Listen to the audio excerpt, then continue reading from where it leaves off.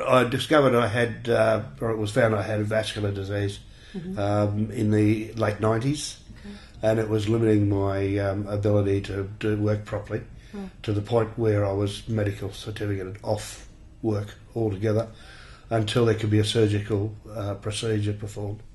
Discharge from hospital time, I think should have an allocated discharge nurse that sits down with the patient on discharge and goes through everything that's happening to them when they get home, if they're single, married or whatever, and whatever support services they might be needing afterwards. Sometimes this does happen.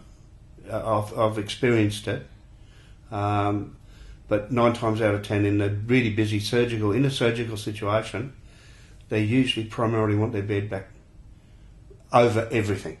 And the opportunity can come up though, and it's happened to me, where they have a discharge room where your bed does go back to them fairly early and you're put in a waiting situation or a waiting room and can spend an hour and a half twiddling your thumbs, which would be an ideal time for someone to sit down with you and give you that guidance as to what you can do. I think it's return visits. I've had a couple myself through not realising I shouldn't exert certain things. Have gone about my normal routine because I was told no different and felt well enough to proceed. Only to find when I presented back to the hospital, you got to go in for a night for observation because I shouldn't have done that. It will bring on what has happened. But that happens, I think, probably all too often. You handle emergencies, you have no peer, in my opinion. The several emergencies I've been involved in, no system comes into it. They're just so well drilled in what they're doing. They know exactly what they're doing. It happens. Nothing gets in their way. They're not distracted, and they seem to be able to breeze through chaos. Okay. It is the routine things where they let themselves down, in my opinion. I would say whether it's staff management or like so I can only from a patient looking in, I see nurses, and it's obviously their call, but the number of times I was in awe of saying good night to a nurse at 11 o'clock in the morning and being woken up by the same girl in the morning. And I said, when do you rest? And I have done. And I thought, well, maybe that's her choice, but they seem to pack an awful lot of hours into their days, and I wonder how you might either must get used to it or you wouldn't function.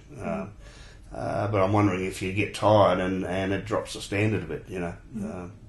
I've had no real complaints about the way I've ever been treated in the hospital from a personal point of view. They're absolutely superb, but I felt let down on discharge with really no plan to what I do.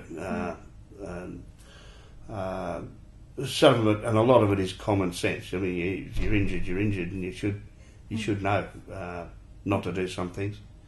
But in a lot of cases, blokes being blokes, you actually have to be led a little bit as just on the common sense factors.